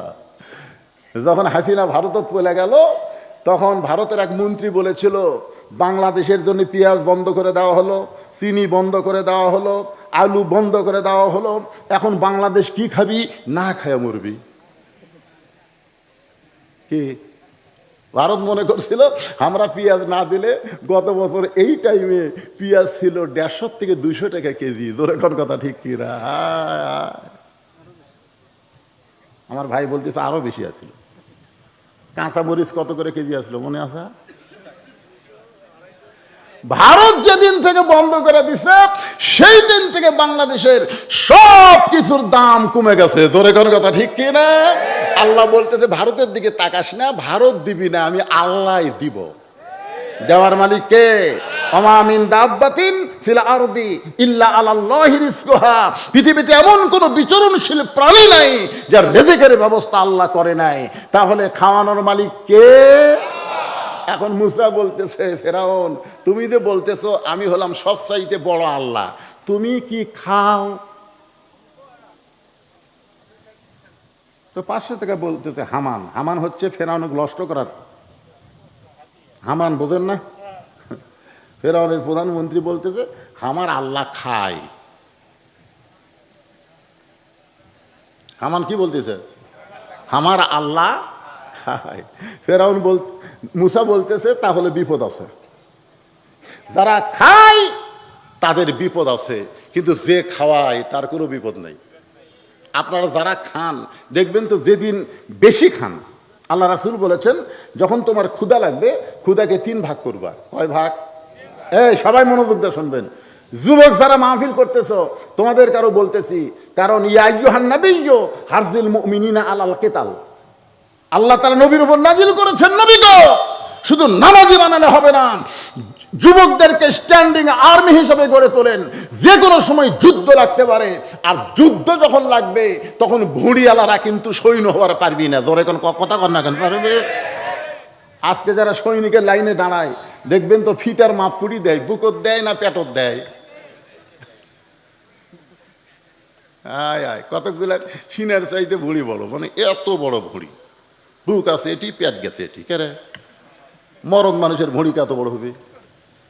রাসূল বলেছেন তোমাকে ক্ষুধা লাগলে ক্ষুধাকে 3 ভাগ করবা। 1 ভাগ হলো খাদ্য, 1 ভাগ হলো পানি, আর 1 ভাগ হলো আল্লাহর জন্যে। তাহলে কয় ভাগ করলেন? তাহলে 1 ভাগ কার জন্য ফাঁকা রাখলেন? আল্লাহর জন্য। যারা ফাঁকা রাখবে তাদের কোনোদিন ডিসেন্ট্রিও হবি না, ডায়রিয়াও হবি না। নিজের বাড়িতে 1 কেজি গোস্তর মধ্যে 5 কেজি আলু দিয়া খায়, বউ যদি 2 টুকরা গোস্ত বেশি দেয়, এই ফকুর বেশি গোস্তর দাম জানিস, আলু দে। 1 টুকরা গোস্ত আর 10 টুকরা আলু লিয়া সমানে ভাত মাখতেছে। আলু সাদরে। ওই লোকটা পরের দিন পরের বাড়ির দাওয়াত খাবার গেছে, 5 কেজি গোস্তর মধ্যে 1 কেজি আলু দিছে। 5 কেজি গোস্তর মধ্যে আলু করবি, 1 কেজি আলু দিছে। হঠাৎ যদি একটা আলুর টুকরা পাতত আসে, ওই খালি বন প্লেট খুঁজতেছে, বন প্লেট। বন প্লেটে খপ করে আলু ধরে বন প্লেটে ধোসা। নিজের বাড়িতে 1 টুকরা গোস্ত দিয়ে 10 গাছ ভাত খায়, আর পরের বাড়িতে 1 গাছ ভাতের মধ্যে 2 টুকরা করে গোস্ত ঢুকাই। নিজের বাড়ির তোমার 800 টাকা কেজি গোস্ত কিনা লাগে, পরের বাড়ির গোস্তর দাম নাই। ওই ফিরে পাওয়াতে এমন খাওয়া খাসে, ওই 3 ভাগ করার কথা ভুলে গেছে। ও ফাঁক ফোঁক কিছু না থিয়া একে টুটি পর্যন্ত নিয়ে এসে বলতেছে, আপনারা কি জানেন খাওয়ার পরে মিষ্টি খাওয়া সুন্নত? সর্বনাশ! এত খাওয়া খাসে, তারপরে আবার নবীর সুন্নতের দোহাই দিয়ে আরো খাবি। এখন আপনারা বলেন, আপনার পেটের যে কলকবজা আছে এর ক্ষমতা হচ্ছে 250 গ্রাম পর্যন্ত হজম করবি, কিন্তু আপনি ঢুকেছেন 500 গ্রাম। মনে করেন ওর ক্ষমতা আছে, তো পেটে কলকবজা আছে না নাই, হজম করার কলকবজা আছে না নাই, এর ক্ষমতা হচ্ছে মনে করেন 250 গ্রাম, কিন্তু আপনি ঢুকেছেন 500 গ্রাম। এখন 500 গ্রাম ভিতরে ঢোকার দিকে এখন কলকবজা বলতেছে, আল্লাহ আমরা কি করি? আল্লাহ বলতে তোরা হরতাল কর। এখন ওরা হজমের যে কলকবজা হরতাল করছে, এখন এগুলা ভিতরে আস্তে আস্তে পচনি ধরিছে। পচনি বোঝেন না? পচনি ধরে আর ধুমা ঢেকুস ঢেকুস মারে। অধারত মানুষ কাইকারে তোর মুখ দিয়ে গু গু গন্ধ আসতেছে, তার মানে এর নাম হলো ধুমা ঢেকুস। জোরে কন কি ঢেকুস? ও ফ্রি পায়া বেশি খাসু খা। তো মুখের দুর্গন্ধের কথা শুনে দৌড়ে ডাক্তার কাছে গিয়ে বলতে, ডাক্তার সাহেব এরকম অবস্থা কি করা যায়? বলতেছে তাহলে ইয়া করো, মডিগার্ড খাও 3 ডে, আর জাইমেট খাও 2 ডে একসাথে। মানে ধোঁয়া ঢেকুস বন্ধ করার জন্য হজমি জারক যে ওষুধ একবারে 5টা ঢুকেছে। কয়টা? 5টা ঢুকালে এগুলা যদি এখন গলিয়ে দেয়, গলিয়ে দিলে এখন কি করা লাগবে? আপনারা চিন্তা করেন, যখন গলিয়ে গেল তখন উপর দিক দিয়ে ঢেকুস বাড়ায় না, তল দিক দিয়ে। এর নাম হলো ডায়রিয়া, এর নাম হলো ডিসেন্ট্রি। মুসা বলতে তো ফেরাউন, মনে করো একদিন খাইতে খাইতে এমন খাওয়া খাইছো, কারণ তুমি তো খাওয়াও না, তুমি খাও। মনে করো তোমার ডিসেন্ট্রি হয়ে গেছে, পাতলা পায়খানা। এখন পায়খানা করতে গিয়া ফেরাউন পায়খানা কমপ্লিট মনে করে যখন আবার দাঁড়াইছে, আবার পেট কামড়, আবার ফেরাউন বসে গেছে। পায়খানা পানির মতন করার পরে ফেরাউন আবার দাঁড়াইছে, আবার পেট কামড়। আবার ফেরাউন পানির মতন ছচ্ছর করে পায়খানা করে। 3য়বার পায়খানার পরে ফেরাউন যখন আবার দাঁড়াইছে, আবার পেটে কামড় দিছে। ফেরাউন 4র্থবার পায়খানা হয়ে যাওয়ার পর দাঁড়াবার চায়, কিন্তু আর দাঁড়াবার পারে না, শক্তি শেষ। আনা রব্বুকুমুল আলা। কিছুক্ষণ আগে ফেরাউন কি করছিল? সব আল্লাহর বড় আল্লাহ। আর 4বার পাতলা পায়খানা হইয়া ফেরাউন আর খাড়া হবারই পারতেছে না। কিন্তু ফেরাউন জবান খুলে বলতেছে, এ আমার সাঙ্গ পাঙ্গ, তোরা কোথায় রে? আমি আল্লাহ হইয়া পায়খানা করতে করতে দুর্বল হয়ে পড়ে গেছি, আমার টাইমে বের কর। হেকমত, খুব খেয়াল করবেন, 10ই মহরমের আলোচনা। এখন সাঙ্গ পাঙ্গ সবাই এসে পায়খানার দরজা খুলে দেখে আল্লাহ কাত হয়ে আছে। ধরে কোন কি কাত হয়ে আছে? এক চৌকিদার আমাকে বলতেছে, হুজুর তাহলে আপনি করে বাঁচানোর জন্যে এই পূজার সময় আমরা মূর্তি পহরা দিই। চৌকিদাররা বলতেছে, তাই বলে মূর্তি পহরা দিয়ে তোমাকে লাভ কি? বলে সবচাইতে বড় লাভ হলো হিন্দুরা এই যে 10 হাত আছে না, 10 হাত দেবী, ওর মুখের আগে নারকেলের লাড়ু ঘি দিয়ে, ঘি দিয়ে নারকেলের লাড়ু বানা ওর মুখের আগে দেওয়া যায়। এতগুলো হাত থাকার পরও এ খাবার পারে না তো, ওরা ভোগ দেয়। জোরে এখন কি দেয়? ভোগ দেয়। তা আমি চিন্তা করলাম, কে রে এতগুলো হাত তারপরও খায় না যখন, তো খামাখা বসে থাকা লাভ কি? ওই লাড়ুগুলো আমিই খাই। 3 দিন পরা দেওয়া লাগে হুজুর, কিন্তু 3য় দিন আমি লাড়ু খামো এই নিয়ত করে বসে আছি, একটু রাত গভীর হোক। কিন্তু হঠাৎ চোখত ঘুম ধরছে, ঘুমোর থেকে চেতন পায়ে দেখি এক কুত্তা এসে সবগুলো খাচ্ছে। আরে আমার খাওয়া কুত্তা খেলো রে, 10 হাতা করলো কি রে? ওরা যখন পানি চুবড়ায় তখন আমি এক হিন্দুকে বলছিলাম, কে ভাই এত ভক্তি করলে, এত ভোগ দিলে, আজকে আবার লাগতে লাগতে পানি ভাঙ্গিচ্ছে, তার কারণ কি? কয় হুজুর এগুলো ভুয়া, হুজুর এগুলো ভুয়া, এগুলো কিছুই নয়, আল্লাহ হচ্ছে আসল। জোরে কর সুবহানাল্লাহ। এগুলা কিছুই না, এগুলো আমরা বুঝে, এতগুলো হাত থেকে কাম নাই তো, শক্তি নাই। জোরে কর কি নাই? এখন ফেরাউনের পায়খানা দরজা খুলে দেখে আল্লাহ কায়েত হয়ে পড়ে আছে। যারা ফেরাউনের দরজাত গেছে, আপনারা বলেন তো সবাইকে ফেরাউনের পক্ষের লোক? হাসিনার সময় যারা চাকরি করছে সবাই কিন্তু হাসিনার পক্ষের ছিল না, অনেকেই কিন্তু হাসিনার বিপক্ষে ছিল। কিন্তু বাধ্য হয়ে চাকরি বাঁচান লাগবি তো, কথা কম না কেন? যারকে মাথার উপর শেখের ছবি ছিল, হাসিনার ছবি ছিল, ওরাই কিন্তু টাইনে আবার নাম আছে। জোরে কোন কথা ঠিক কি না? ওই যে মূর্তি ভাঙ্গা যেদিন শুরু হচ্ছিল, আপনারা দেখছেন কি হারে ভাঙ্গা শুরু হচ্ছে। পুলিশের আর্মিরা পর্যন্ত টাইনিয়ে ক্রেন দিয়ে টাইনিয়ে ফেলে দিচ্ছে। বুঝা পারছে এগুলো শুধু শুধু তৈরি করা হয়েছে বাংলার জনগণের 4,000 কোটি টাকা খরচ করে হাসিনা তার বাপের নামে মূর্তি বানাইছে, আর আমাদেরকে লক্ষ কোটি টাকা ঋণের মধ্যে ফেলে দিয়ে গেছে। জোরে কোন কথা ঠিক কেনা? কথা বলেন, জোরে বলেন। সমস্ত ক্ষমতার মালিক কে? সবাই ফেরাউনের সৈন্য, কিন্তু সবাই ফেরাউনকে পছন্দ করে না। আজকে সুযোগ বুঝে একজন জবান খুলে বলতেছে, কি আনা রব্বুকুমুল আলা, খবর কি? এতই ক্ষমতার দাপট করেন, কিন্তু বাইরে হয়ে আসেন তো দেখি। ওবায়দুল কাদের, তুমি মাঝে মাঝেই বলতে বিএনপি ভুয়া, বিএনপি ভুয়া, আজ বার হয়ে নাই। এ ভুয়া সে ভুয়া, কত ক্ষমতা তোমার আশেপাশে, পুলিশ আছে বলে তোমার ক্ষমতা। যখন পুলিশ তোমার নাই তখন তুমি বাথরুমের মধ্যে 5 ঘন্টা লুকিয়েছিলে। জোরে কোন কথা, কথা কর না কেন? ওই নিজে স্বীকার করছে। পায়খানার মধ্যে কয় ঘন্টা?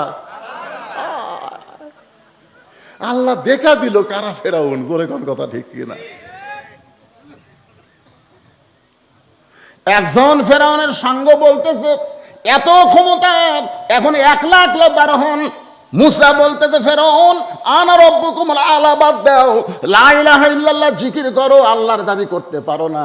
আল্লাহ ইচ্ছা করলে এর চাইতেও তোমাকে দুর্বল করতে পারে। জোরে কোন কথা ঠিক কি না? সঙ্গে সঙ্গে ফেরাউন বলতেছে ধর ধর। মুসা বলতেছে আল্লাহ আমি তো হেকমতের সাথেই, তুমি বলেছো ও দো ইলা সাবিলি রব্বিকা বিল হিকমা, আমি হেকমতের সাথেই তো ফেরাউনকে দাওয়াত দিলাম। এরপরও ফেরাউন তো না বুঝে আমাকে ধরবার চাই, এখন কি করব? ফেরাউন যে বলতেছে ধর, তো আমি কি করব? আমিও ধরব? আল্লাহ বলতেছে মুসা তুমি একটু দৌড়াও, তুমি একটু দৌড়াও, কারণ 5ই আগস্ট পর্যন্ত কি একটু দৌড়াদৌড়ি দরকার আছে না? নাই দরকার আছে না? সিরাজগঞ্জ রোডে গাড়ির থেকে নামে চা খেয়ে বউকে বলতেছি আজকে টাঙ্গাইল থেকে চমচম কিনছি, টাঙ্গাইলের চমচম 2 কেজি চমচম কিনছি গো, বাসায় যাচ্ছি। বউ বলতেছে চমচম কিনে লাভ নাই, বাসাত আসেন না। আমি বললাম কেন? বলে মাগরিবের নামাজের পর থেকে পুলিশ ঘুরতেছে আপনাকে ধরার জন্যে, বাসাত আসার দরকার নাই। আপনি অন্য কোনো নিরাপদ জায়গায় যান, বাসাত আসেন না। আমি বললাম চমচমের খবর কি? বলে যে বাড়িওয়ালা আপনি আশ্রয় দিবি তাকেই দেন, আপনার সন্তানের খাওয়া লাগবে না। আমি তখন চিন্তা করলাম, তো আমার শ্বশুরকে ফোন দিলাম। শ্বশুরকে বললাম, বাবা আমি একটা আপনার বাসার যাবার চাই। আমি বললাম, তো শ্বশুর বলে তোমার বাসার খবর কি? বলে পুলিশ খুঁজতেছে। কই দরকার নাই, তুমি এখানে যদি আসো আবার পুলিশ তোমার খোঁজে এখানে আসবি, দরকার নাই। আমার যত বন্ধু বান্ধব ছিল সবাইকে বললাম, ভাই রে বড় বিপদে পড়ছি ভাই। কই হুজুর এই মুহূর্তে যে বাড়িতে আসবেন পুলিশ যখন খুঁজতেছে তখন সব জায়গাতে আপনাকে খুঁজবি। তখন আমি কি করলাম, ওই বাড়ির দিকে আর খেয়াল নাই, এখন জমির আলুর বাগু ওরই মধ্যে কম্বল পাড়া আল্লাহর ফিকির করতেছি। আল্লাহ খায় মুসা দৌড়াও। ফেরাউন যখন ধরবার চাচ্ছে, তুমি একটু দৌড়াও। মুসা বলতেছে, আল্লাহ কতক্ষণ? বলে যতক্ষণ দৌড়ানোর হুকুম আছে দৌড়াও। নবী হিজরত করেছে মক্কার কাফেরদের ভয়ে নয়, নবী হিজরত করেছে কার হুকুমে? মুসা আলাইহিস সালাম দৌড়ানো শুরু করেছেন। দৌড়াইতে দৌড়াইতে একেবারে নীল দরিয়া বলে সাগর পর্যন্ত পৌঁছে গেছেন। তিন দিকে ফেরাউনের সৈন্য লাঠি সাটা নিয়ে দাঁড়ায় গেছে। ফেরাউন চিল্লায় বলে, মুসা এত জোরে দৌড়ার পারিস, তোকে আমরা ধরতে পারলাম না, কিন্তু এখন ব্রেক করলি কেন? আর তো দৌড়ানোর জায়গা নাই। তিন দিকে আমরা শক্তি সামর্থ্য সৈন্য লাঠি সোটানে দাঁড়ায় আছি, আর সামনে দিকে তোর সাগর, এখন তুই কেমনি যাবি? মুসা মুসকি মুসকি হাসার বলে, আমি দৌড়াই নিজের ইচ্ছায় না, আমি দৌড়াইছি আল্লাহর হুকুমে। নাসরুম মিনাল্লাহি ওয়া ফাতহুন কারীব ওয়া বাশশিরিল মুমিনিন। আমার আল্লাহ তাআলা ফেরাউনের জন্য, মুসা আলাইহিস সালামের জন্য সাগরকে 12 লাইন রাস্তা বানিয়ে দিলেন।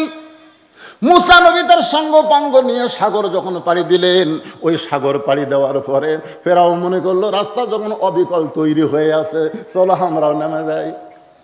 ফেরাউন নামলো রাস্তা মনে করে, আল্লাহ পূর্বের আকৃতিতে আবার ফেরত দিলেন। ফেরাউন ওই সাগরের মধ্যে সমাধি হয়ে গেল। ফেরাউনের গোষ্ঠী শুদ্ধা দুনিয়া থেকে বিদায় নিল। আল্লাহ নবী যখন হিজরত করে মদিনায় গেলেন, মদিনায় যাওয়ার পরে দেখে মদিনার ইহুদিরা রোজা আছে। আল্লাহ নবী বললেন, কি জন্য তোমরা রোজা করতেছো? বলে, আপনি কি জানেন না আমাদের পয়গাম্বর মুসা আলাইহিস সালাম আজকের এই দিনে 10ই মুহররম আল্লাহ তাআলা ফেরাউনের জন্য সাগরকে সাগর বানায় দিয়েছে, আমাদের নবীর জন্য আল্লাহ রাস্তা বানায় বনি ইসরায়েলকে নিরাপত্তা দিয়েছে, এই শুকরিয়াতান আমরা রোজা রাখি। আল্লাহ নবী বললেন, মুসা নবীর জন্য 10ই মুহররম আল্লাহ যদি সাগরকে রাস্তা বানিয়ে দেয়, আর সেই শুকরিয়ার জন্য তোমরা যদি রোজা রাখো, তাহলে মুসা নবী তো আমাদের আরো আপনজন, আমরা তার শুকরিয়া স্বরূপ একটা করে রোজা রাখতে চাই। পরের বছর রাসূল বললেন, ইহুদি যা করবে তার ব্যতিক্রম আমাদের করা লাগবে, ওরা যদি একটা করে আমরা 2টা রোজা করব। আল্লাহ রাসূল কিন্তু পরের বছর আর দুনিয়াতে থাকলেন না। এখান থেকে বোঝা গেল 10ই মুহররম মুসলমানের জন্য কোনো দুঃখের খবর না, মুসলমানের জন্য খুশির খবর। আর খুশির শুকরিয়া তান 1টা থেকে 2টা পর্যন্ত রোজা রাখতে হবে। জোরে কোন ঠিক কি না? কি সুখের খবর! কিন্তু এই 10ই মুহররমকে যখন কারবালা নিয়ে আসবেন, তখন আর আনন্দ নেই। আনন্দ জোরে কোন আনন্দ। আপনার ঘটনা জানেন, হুসাইন রাদিয়াল্লাহু বসে আছেন ঘরের ভিতর, ঘরের মধ্যে বসে আছেন, চিন্তা করতেছেন যে আমার নানা দুনিয়া থেকে বিদায় নেওয়ার সময় ইশারা দিয়া খলিফা বানায় গেলেন আবু বকর। আবু বকর দুনিয়া থেকে বিদায় নেওয়ার সময় উমরকে খেলাফতের দায়িত্ব দিলেন। উমর ফারুক বিদায় নেওয়ার সময় মজলিস শুরা তৈরি করে 6 জনকে দায়িত্ব দিলেন। তার মধ্যে একজন খলিফা হলেন। ওসমান গনিকে হত্যা করার পরে মুসলমানের মধ্যে একটা ডিভাইডেড হয়ে গেল। ওই সময় আলী খেলাফতের দায়িত্ব নিলেন। আলী যখন খেলাফতের দায়িত্ব নিলেন, একদিকে আমিরে মাবিয়া, তিনিও আবার খলিফা হওয়ার জন্যে, মুসলমান 2 দল হয়ে গেল। এ পর্যন্ত 1 দল ছিল। জোরে কোন কয় দল? কথা বলেন, কথা বলা লাগবে তা ভাই জান। এতক্ষণ মহরমের ওয়াজ করলাম, এখন কারবালার শিক্ষা সম্পর্কে।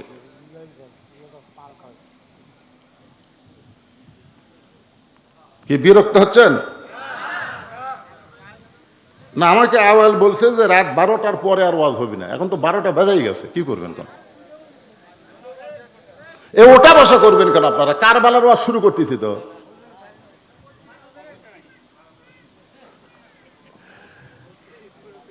না, ঠিকই আছে।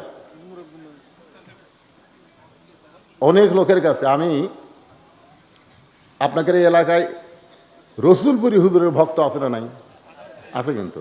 আপনারা বলেন তো যে রসুলপুরি হুজুর কোনোদিন রাত 12টার পর ওয়াজ করছে? কেন করেনি? আমি ওনাকে একবার জিজ্ঞাসা করছিলাম যে হুজুর, আপনার মজমাতে এত সুন্দর সুন্দর কথা হচ্ছিল আর সামান্য 10 মিনিট। তখন বলতেছে, বাবা তোমরা খুব খেয়াল করবে, তোমরা যখন বয়স্ক হবা বা তোমরা যখন ওয়াজ নসিহত করবে তখন খেয়াল করে দেখবে তোমাকে যেই তারিখে দাওয়াত দিছে ওই তারিখের মধ্যেই তুমি থাকবার চাবা, কারণ রাত 12টার পরে আর সেই তারিখ থাকে না। এখন বিজ্ঞাপনে লেখা আছে 10ই মহরম 6ই কি জুলাই, 6ই জুলাই। তো এখন আপনারা বলেন তো এই যে রাত 12টার পরে কি 6 আছে না 7 গেছে? তাই বলে আমি ওয়াজ বাদ দিচ্ছি না তো, কিন্তু আপনাকে আজকে একটু অনুরোধ করতেছি যে বাধ্য হয়ে আমাকে আপনারা তুলে দিয়েছেন একটু দেরি করে, একটু কষ্ট করে আধ ঘন্টা সময় আপনারা দেবেন না ভাইজান? এই কারবালার আসল ঘটনা, আসল যে জিনিসটা, মেলা ওয়াজ শুনলেন, বহু কথা শুনলেন। আল্লাহ ইচ্ছা করলে সবই পারে, জোরে করে কথা কন না কেন? পারে কি পারে না? আল্লাহ, আপনারা বলেন তো আবু সাইদ যেদিন জীবন দিছিল, আমাকে রংপুরের আবু সাইদের নাম শুনছেন? আবু সাইদ যেদিন জীবন দিল সেদিন বাতিলের সাথে আপোষ করলো না বিট্রে করলো? বিদ্রোহ। মার মার। আপনারা বলেন তো প্রত্যেকটা মানুষের কাছে তার জীবনের দাম কম না বেশি? কিন্তু তিনি কেন বললেন, আবু সাইদ কেন বললেন মার মার? এ বলার পিছনে বিশাল একটা কষ্ট আছে। সেই কষ্টটা হলো অন্যায়ের সাথে আপোষ করে বেঈমান হয়ে বেঁচে থাকার চাইতে ইমানের সাথে হকের পক্ষে মরে যাওয়াই ভালো। জোরে কোন কথা ঠিক কিনা? আপনার বলেন তো আবু সাইদ মরার পরে যুবকেরা মরার জন্য আর কোনো টেনশন করলো? স্বরাষ্ট্রমন্ত্রীর কাছে পুলিশের যিনি আইজি তিনি একটা ভিডিও বের করে বলতেছে, স্যার আপনি যে বলেন যে তোমরা কেন ছাত্রদেরকে রাস্তা থেকে বাড়ি পাঠাতে পারতেছে না, সমানে গুলি করলি তো গুলির ভয়ে ওরা বাড়ির যাবে। কয় স্যার এই যে ভিডিও দেখেন, এই দেখেন, এই যুবকেরা তোমরা ভিডিও দেখোনি? এরকম দেখা চাই, দেখেন এই ভিডিওর মধ্যে কি দেখতেছেন? আমরা গুলি করতেছি, একজনকে লাগতেছে, উই ওটি পড়ে যাচ্ছে, ওই যে ফাঁকা জায়গা হচ্ছে আর একজন এসে খাড়া হচ্ছে। আমরা তো গুলি করে ফাঁকা করে পারি না, একজন পড়ে যায় 3 জন খাড়া হয়। তার মানে কি বুঝলো? যে বাতিলের সঙ্গে আপোষ করা যাবে না। হুসাইন রাদিয়াল্লাহর মতো হকের পক্ষে জীবন দেব, এই জীবন মৃত্যু না, এই জীবন হলো অমর হওয়া। জোরে কোন কথা ঠিক কিনা? কত টাকা খরচ করে বঙ্গবন্ধু সেতু বানালা, এ বানালা, ট্যানেল বানালা, আর আবু সাইদের জন্য কোনো টাকা পয়সা খরচ করা লাগতেছে না। যেখানে সেখানে দেখতেছি আবু সাইদ মোড়, আবু সাইদ রাস্তা, আবু সাইদ সেতু। কেরা টাকা খরচ করা লাগতেছে? আবু সাইদ দিবসও করবার চাইছিল, কিন্তু আবু সাইদের বাপ মা কইছে আবু সাইদ পূজা করা লাগবে না। আমার গ্রামে আমার এক সম্পর্কে ভাই, তার ছেলে হয়েছে, হুজুর একটা ভালো নাম থন। আমি কই আবু সাইদ, কি খুশি। আমাকে 500 টাকা দিয়ে কয় আবু সাইদের কথা মনেই নাই। এখন আবু সাইদের বাপ করে ডাকতেছে, আবু সাইদের বাপ। ওই আবার ডাকতেছে আবু সাইদের মা।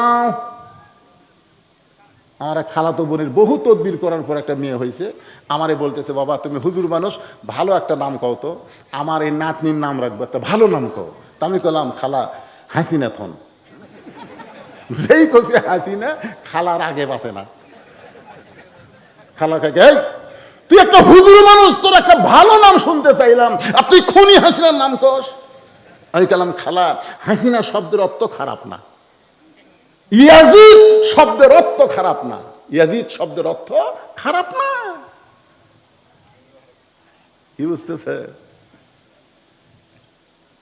আমার তো মনে হয় যে কমপক্ষে 20 বছর আওয়ামী লীগ ছাড়া অন্য কোনো ঘরত বেটি চল জন্মালে ভুল করেও কেউ হাসিনা নাম থবি না। ধরে কোন কথা কন না কেন? কথা বলে কি হয়?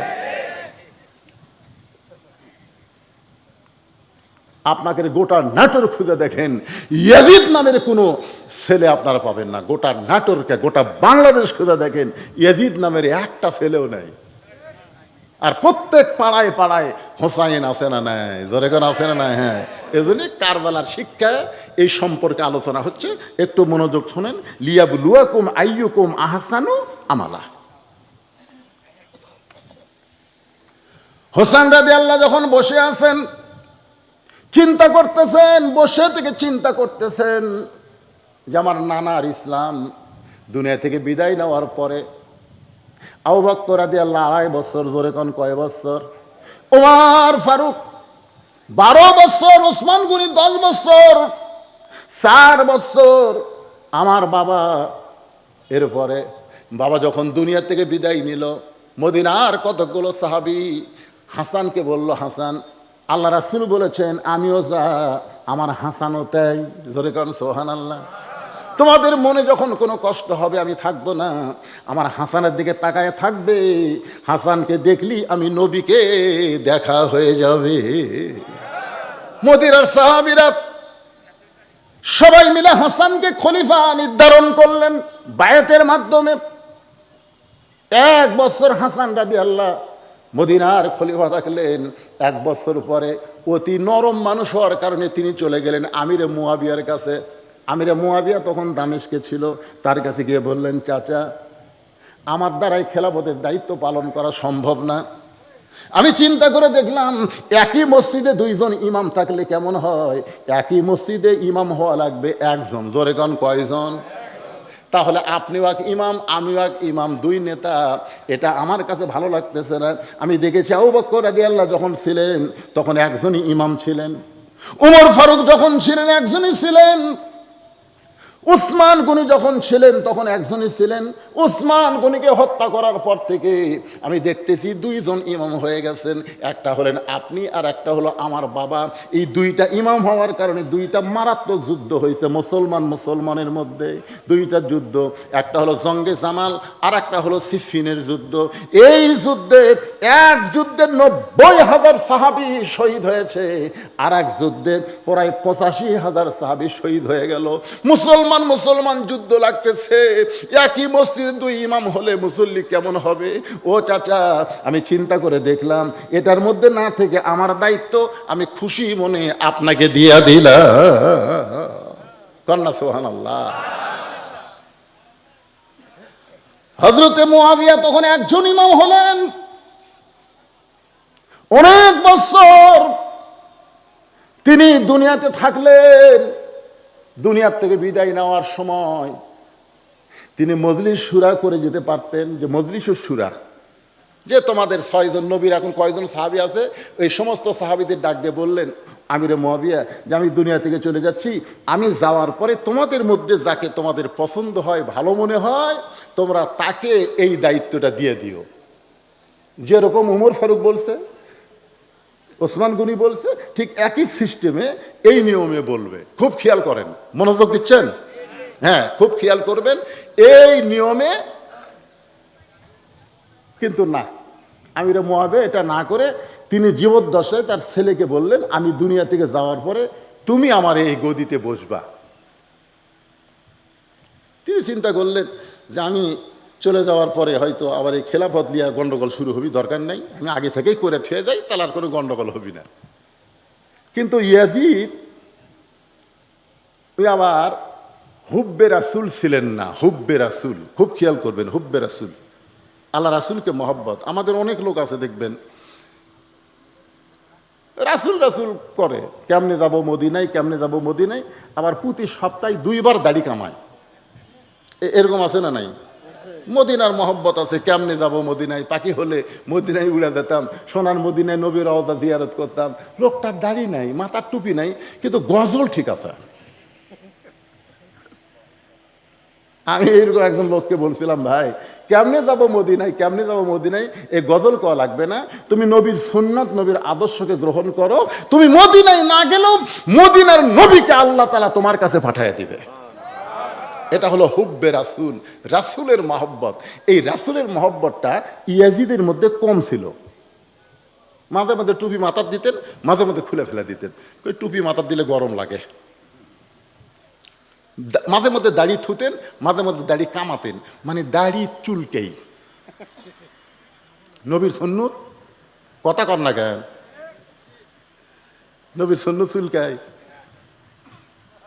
আপনি মরদ মানুষ, আপনি একজন পুরুষ মানুষ, আপনার ভিতরে পৌরুষত্বকে জাহির করতে হবে। অনেকে বলে হুজুর আমার না হয় দাড়ি নাই, আমার না হয় টুপি নাই, তাই বলে এই মানুষ খারাপ। হুজুর আপনি আমার ভিতরে খবর জানেন? আমি বললাম, বাবা একটা বোতলের ভিতরে মধু আছে, আর বাহিরে লাল কালি দিয়ে কেউ যদি লেবেল লাগায় বিষ, একটা বোতলের ভিতরে কি আছে? মধু আছে, কিন্তু বাহিরে সাদা কাগজে লাল কালি দিয়ে লেখা রাখছে বিষ। এখন বিষ এই লেবেল দেখার পরেও কেউ মধু মনে করে মুখত দিবি, আর বেড়াও যা, ভিতরেও তাই। যার বাহিরে নবীর সুন্নত নাই, তার ভিতরে কোনোদিন নবীর মহব্বত থাকতে পারে না। এ কথা কন না কেন, কথা কন না কেন? মাঝে মধ্যে আসে, মাঝে মধ্যে থাকে না। আমি যে বলবো একেবারে নাই তা কিন্তু না, মাঝে মধ্যে আসে, মাঝে মধ্যে থাকে না। ইয়াজিদের অবস্থা তাই।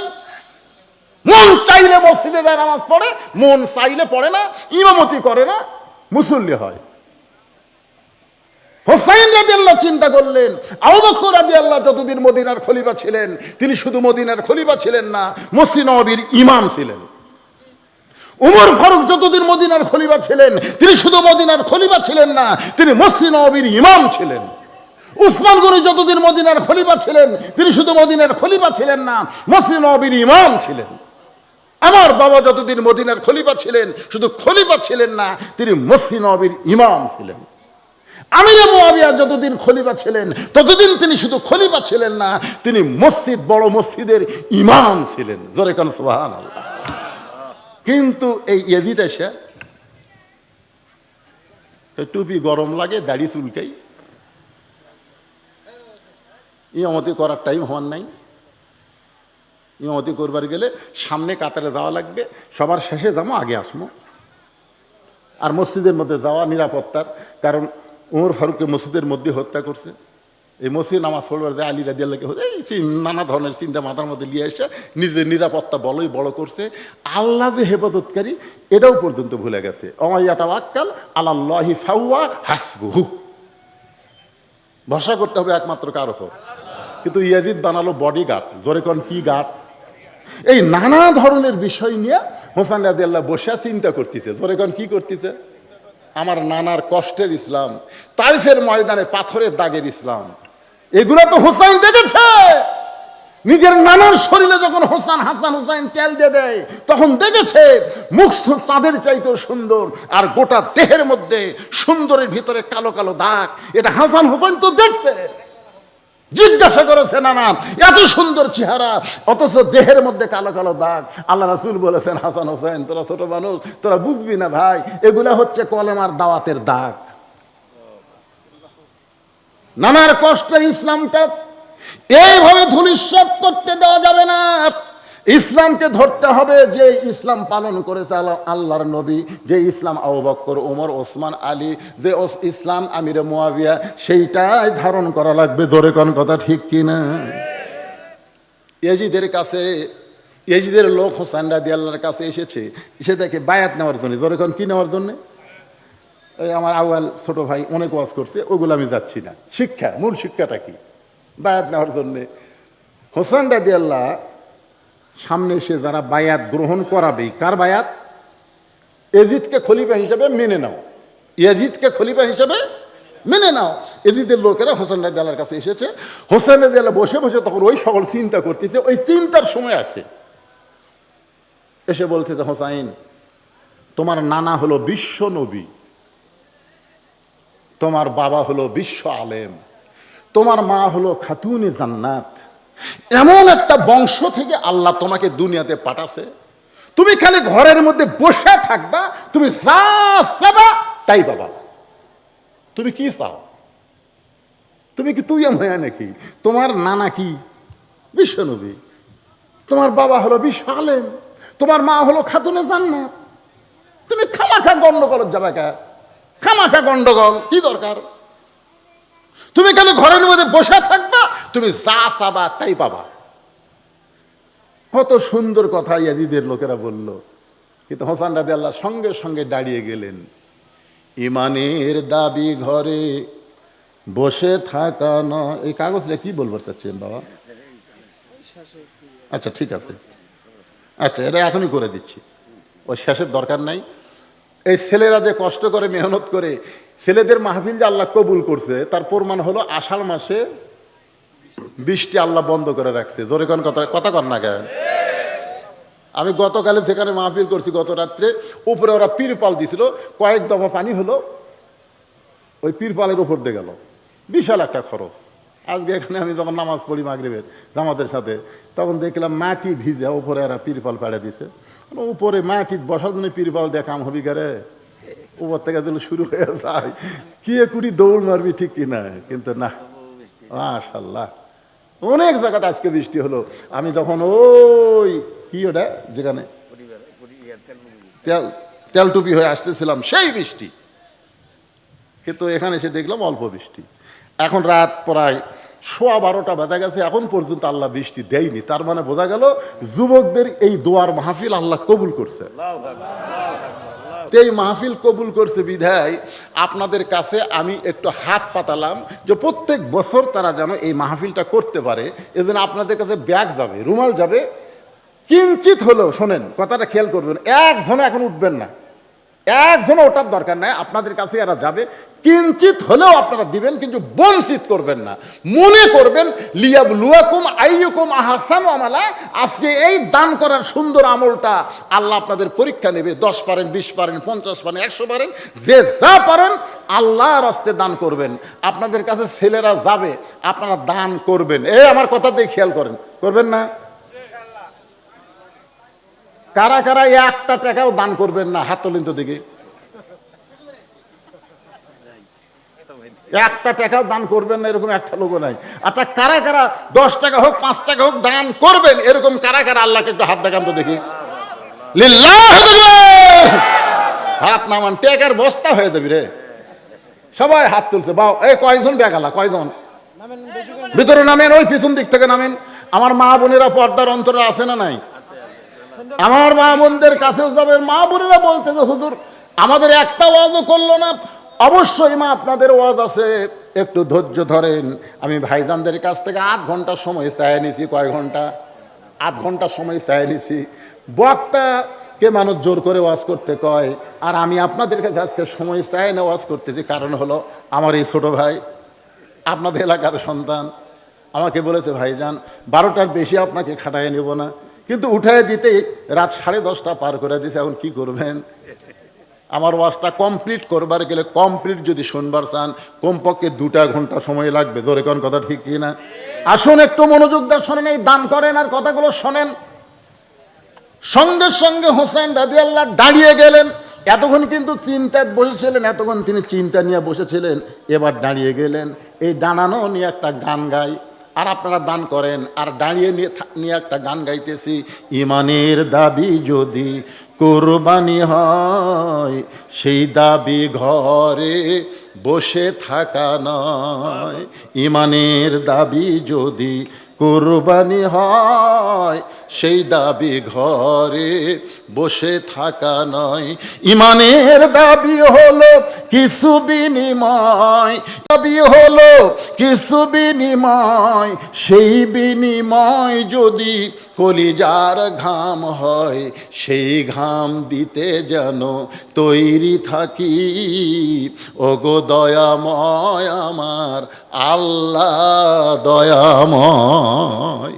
ইমানের দাবি হলো অগ্নি শিখা, বাতিলের বিরুদ্ধে জ্বলতে শিখা, সে আগুনে জ্বলে জ্বলে দিব ইমানের পরিচয়। ইমানের দাবি কিন্তু বসে থাকা নয়। এ যারা দাঁড়িয়ে গেলেন এই ফাঁকের মধ্যে বসেন তো। এই কারবালার মূল শিক্ষা যদি আপনারা না শোনেন, এই 10ই মহরমের কি বুঝবেন? 10ই মহরমের ফজিলত তো শুনলেন মুসা আলাইহিস সালামের, 2টা দিন রোজা থাকা। কয়দিন? 9 তারিখ আর 10 তারিখ। এটা খুশির খবর। আল্লাহ সাগরক রাস্তা বানায় দিছে, কিন্তু হোসেনের জন্যও তো আল্লাহ পারতো। কি পারবি না? আল্লাহ পারবে না? ওরা তীর মারবি, বর্ষা মারবি, কিন্তু হোসেনের চারে ধার আল্লাহ একটা কি করে দিবি, পাথরের একটা বলয় তৈরি করে দিবি, আয় বর্ষা লাগ। কিন্তু হোসেন কারলাতি যেই নানার গায়ে তায়েফবাসী পাথর মারছে, গোটা দেহ রক্তাক্ত করছে, যেই নবী বলতে পারতেন আল্লাহ ইব্রাহিমের জন্য আগুনের চুলা শান্তির বাগান বানায় দিলেন, মুসা নবীর জন্য সাগরকে রাস্তা বানায় দিলেন, আমার জন্য তাইফের পাথর আপনি তুলা বানাবার দিবার পারতেন, কিন্তু তুলা না বানায় আপনি পাথর রাইকা আমার গোটা দেহ রক্তাক্ত করলেন। এ কথা তো নবী বলেন নাই। নবী বলেছেন এইটাই হলো আমার উম্মতকে সুপারিশ করার ওসিলা। ধরে করেন সুবহানাল্লাহ। আল্লাহ নবী বলেছেন সাইয়্যিদুশ শাবাবে আহলিল জান্নাহ, জান্নাতি যুবকদের সর্দার হবে 2 জন। এমনি এমনি হাসান হোসাইন রাদিয়াল্লাহু তাআলা আনহুমা, যুবকেরা জান্নাতে যাবে না? সেই জান্নাতের সর্দার কয়জন? সাইয়্যিদুশ শাবাবে আহলিল জান্নাহ হাসান হোসাইন রাদিয়াল্লাহু তাআলা আনহুমা। সমস্ত জান্নাতি যুবকদের সর্দার হবে হাসান হোসাইন। হযরত বেলাল বললেন, ইয়া রাসূলুল্লাহ, তাহলে বুড়াকের সর্দার কে হবে? যুবকদের সর্দার যদি হাসান হোসেন হয়, তাহলে বুড়াকের সর্দার কে? কে বলতেছে? হযরত বেলাল। আল্লাহ রাসূল বললেন, আশ-শায়খু ওয়াশ-শায়খাতে লা ইয়াদখুলুল জান্নাহ। বুড়া বুড়ি কোনোদিন জান্নাতই পাবি না। বুড়া বুড়ি কোনোদিনও জান্নাত পাবে না। সামনে এক বুড়া সাহাবী বসে আছিল, সেই কান্না। রাসূল বলে, কান্দো কেন? বলে, আমি তো বুড়া হয়ে গেছি হুজুর, আমি তো জান্নাত না পাই। আল্লাহ রাসূল বললেন, আল্লাহ তোমাকে জান্নাত দিবে। যেই বলছে জান্নাত দিবে, সেই হাসি। রাসূল বলে, হাসতেছো? এই বুড়া অবস্থায় জান্নাতে দেয়, তুমি কি চাবা? তখন বলে, হুজুর আমার যা বয়স, এই বয়সে জান্নাতে যায় বলবো সোনার ইটের বাড়ি চাই। আল্লাহ বলতে, ঠিক আছে সোনার ইট দিয়ে আল্লাহ তোমাকে বাড়ি বানিয়ে দিবে। এরপরে কি চাবা? এরপরে বলতেছে হীরা জহরতের বর্তন চাই, মানে থালা বাটি এগুলো সব হীরা জহরতের যেন হয়। আল্লাহ রাসূল বলেন, ঠিক আছে, ওয়ালা তাস্তাহি আনফুসুকুম, তুমি যা চাবা আল্লাহ তাই দিবে। এগুলাই হয়ে গেল। এরপরে কি চাবা? বলতেছে এরপরে আঙ্গুর ফলের বাগান চাই। আল্লাহ রাসূল বলেন, আঙ্গুর ফলের বাগান কেন? বলে, হুজুর আমার যে দাঁত নেই, অন্য ফল যদি আল্লাহ আমাকে দেয়, আমি খালি দেখতে পারবো, খাবার পারবো না। কিন্তু আমার দাঁত না থাকলে কি হবে হুজুর? আমার মাসিরা শক্ত আছে, আঙ্গুর ফেলে ঠাসি দিবি, রস দিয়ে পেট ভরে দিবি। আল্লাহ রাসূল বলেন, মুরব্বী তুমি কি জানো আল্লাহ তোমাকে 70টা বউ দিবি, যাদের বয়স হবে 16 কি 17। এই 16-17 বছরে 70টা বউ দিলে তুমি কি করবা? বুড়া বলতেছে, হুজুর আমার দেখা ছাড়া বুদ্ধি নাই, কারণ বউ দেখা লাগবে, কারণ আমার মাথায় ঠিক মতো খারাপ হয় না, এত বউলে আমি কি করবো? আল্লাহ রাসূল বললেন, মুরব্বী এই কারণেই বলেছি বুড়া বুড়ি জান্নাতে যাবে না। আল্লাহ যখন তোমাকে জান্নাত দেবে, তখন তোমাকেও যুবক বানায়া দিবে। তাহলে সমস্ত জান্নাতের সর্দার হবে হাসান আর হোসাইন। জোরে কান ঠিক কিনা? আর নারীদের জান্নাতের নেত্রী হবে সাইয়্যিদাতুন নিসাই আহলিল জান্নাহ ফাতেমাতুজ জোহরা। হাসান হোসেনের মা হচ্ছে নারীদের জান্নাতি, নারীদের নেত্রী। জোরে কান সুবহানাল্লাহ। ফাতেমা বললেন, ইয়া রাসূলুল্লাহ, আমাকে আপনার এতগুলো বউ থাকতে, খাদিজা, আয়েশা, উম্মে সালমা, হাফসা, সাওদা, আপনার এতগুলো বউ থাকতে বাবা আল্লাহ তাদেরকে বাদ দেয় আমাকে জান্নাতি নারীদের নেত্রী বানানোর কারণ কি? রাসূল কয়, ফাতেমা আচ্ছা প্রশ্ন করলে, কি কন? আপনি হচ্ছেন নবী, আপনার এতগুলো বউ থাকতে, একটু মনোযোগ দিয়ে শুনবেন, যখন ফাতেমা দুনিয়া থেকে বিদায় নিয়েছে তখন কিন্তু নবীর এতগুলো বউ ছিল না, কারণ মা খাদিজা বিদায় নেওয়ার পর আল্লাহর নবী, মা খাদিজা বিদায় নেওয়ার পরে আল্লাহর নবী বিয়ে করেছেন। যতদিন খাদিজা জীবিত ছিলেন ততদিন কিন্তু আল্লাহ নবী বিয়ে করেন নাই, কিন্তু মা খাদিজা দুনিয়া থেকে বিদায় নেওয়ার পরে নবী বিয়ে করেছেন। একই টাইমে নবীর 9টা বিবি ছিল। জোরে কোন কয়টা? এই 9টা বিবির মধ্যে কাউকে আল্লাহ জান্নাতি নারীদের নেত্রী বানাইল না, আমি আপনার মেয়ে হওয়ার কারণেই বানালো। রাসূল বলে, ফাতেমা, আল্লাহ তোমার একটা আমলকে অত্যন্ত পছন্দ করে, যে আমল করার কারণে আল্লাহ তোমাকে খাতুনে জান্নাত ডিগ্রি দিয়েছে। ফাতেমা বলে, ইয়া রাসূল আল্লাহ, বাবা সে আমলটা কি? রাসূল বললেন, আল্লাহ কোরআনে বলেছেন, অকরনা ফি বুয়ুতিকুন্না ওয়ালা তাবাররুজনা তাবাররুজাল জাহিলিয়াতিল উলা। ও ফাতেমা, এই আয়াতের পুরোপুরি আমল আল্লাহ তোমার ভিতরে পেয়েছে। তোমার মতন পর্দানিশী দুনিয়াতে আগে কেউ আসেনি, কিয়ামত পর্যন্ত কেউ আসবেও না। শুধুমাত্র পর্দার আমল তোমার মধ্যে অত্যন্ত বেশি থাকার কারণে আল্লাহ তোমাকে খাতুনে জান্নাত ডিগ্রি দিয়েছে। আমার মায়েরা যদি জান্নাতি নারীদের নেত্রী ফাতেমার সঙ্গে জান্নাতে যাবার চান, তাহলে আল্লাহর হুকুম পর্দার উপরে মা বোনদের গুরুত্ব বেশি দেওয়ার দরকার আছে না নাই? জোরে বলেন, আছে না নাই?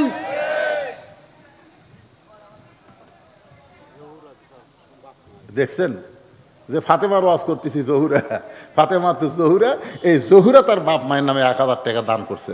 মাশাআল্লাহ, আল্লাহ দানকে কবুল করেন। আল্লাহুম্মা আমিন। জোরে বলে আল্লাহুম্মা আমিন। আপনাদের মধ্যে একটা মরদও পারলেন না 1000 টাকা দিবে। দেখছেন মেয়ে মানুষেরা ব্যাগের মধ্যে 1000 টাকা দিছে। আপনি পাগল হচ্ছেন? আমাদের মসজিদের দান বাক্সের মধ্যে কোনোদিন 1000 টাকা পাওয়া যায়? দান বাক্সের মধ্যে দেখবেন তো, মসজিদের দান বাক্সের মধ্যে পকেটে তো টাকা বের করে, টাকা বের করে দেখে 500 টাকার লোট আছে, 200 টাকার লোট আছে, 100 টাকার লোট আছে, কিন্তু 10 টাকা নাই। তখন চিন্তা করে 500, 200, 100, 10 টাকা নাই। 10 টাকা যেই নাই তখন দান বাক্স এত জোরে ঠেলা মারছে, 2 জন পার হয়ে গেছে, 2 জন পার হয়ে গেছে। ওরা 2 জন বলতেছে, ভাই, ওরা 2 জন কি বলতেছে, ভাই আল্লাহ তোর হাতে বরকত দেখলে। ব্যাগের মধ্যে যে টাকাগুলো দিছে আপনার মনে করছেন 500,000 টাকা দিছে।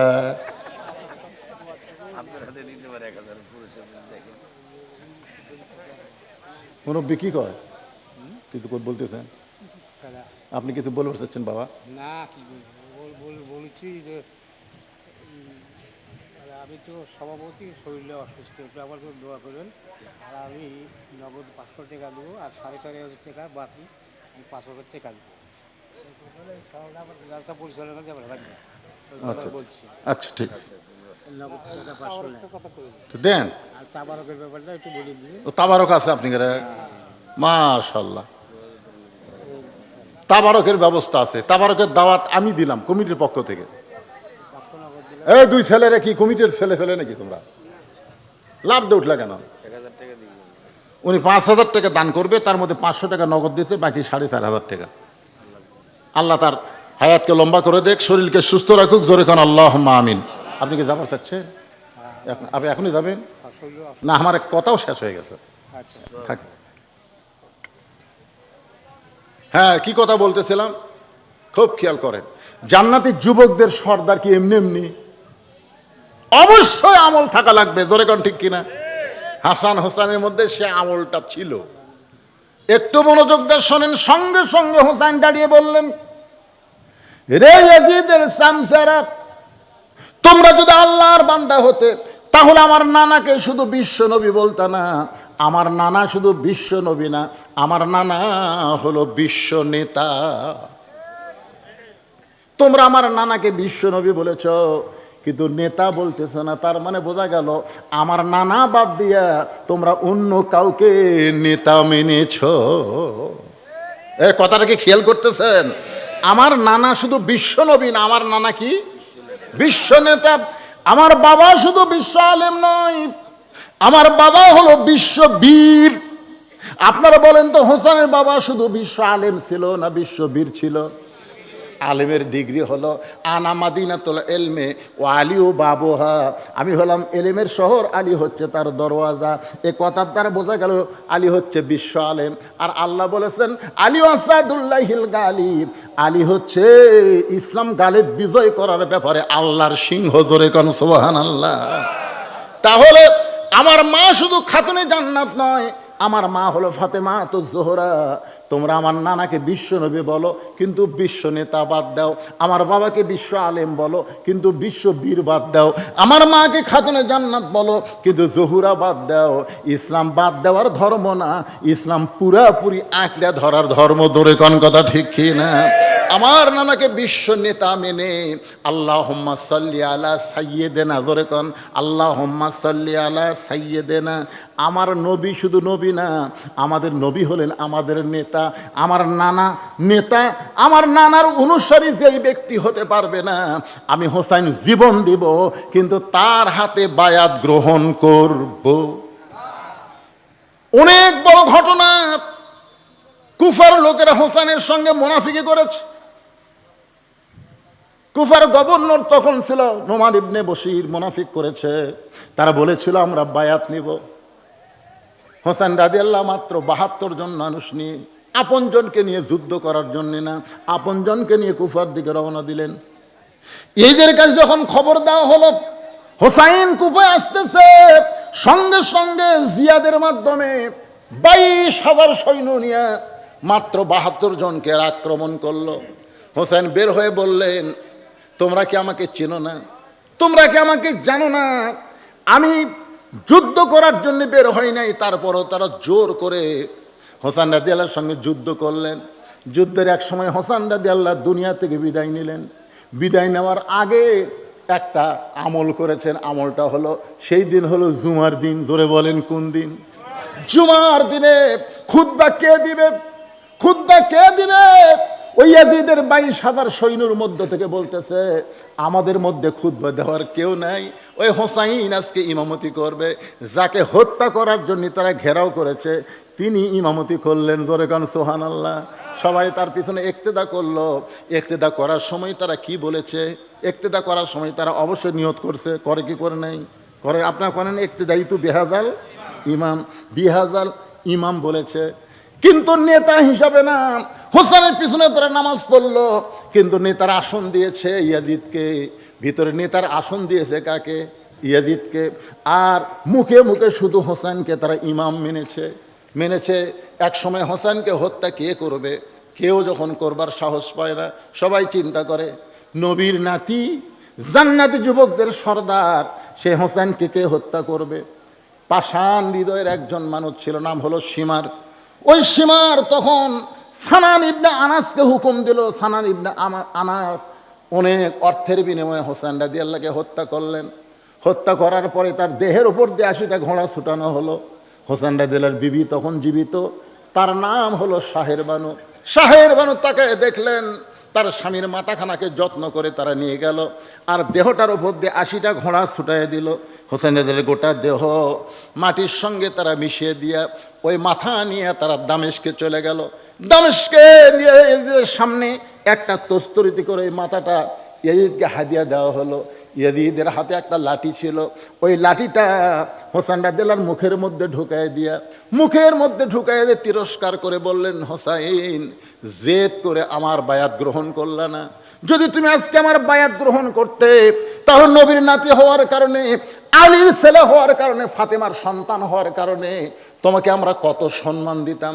কিন্তু এই যে জেদ করার কারণে তোমার দেহ পড়ে থাকলো ফোরাতের কিনারায়, আর তোমার মাথা আমার রাজ দরবারে। হোসাইন রে, মুখের মধ্যে লাঠি ঢুকাইয়া যখন এই তিরস্কার করে কথা বলতেছে, ঈদের সামনে যত মুসলমান ছিল সবাই মাথা নিচু করে আছে, কারণ মাথা তুললেই তার মাথা হোসাইনের মতন কেটে ফেলে দিবে।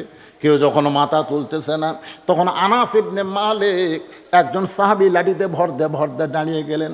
আনাস ইবনে মালিক লাঠিতে ভর দিয়ে দাঁড়িয়ে বললেন, ইয়াজিদ, তুমি তার মুখের মধ্যে লাঠি ঢুকায় তিরস্কার করতেছ, তুমি তাকে চিনো না।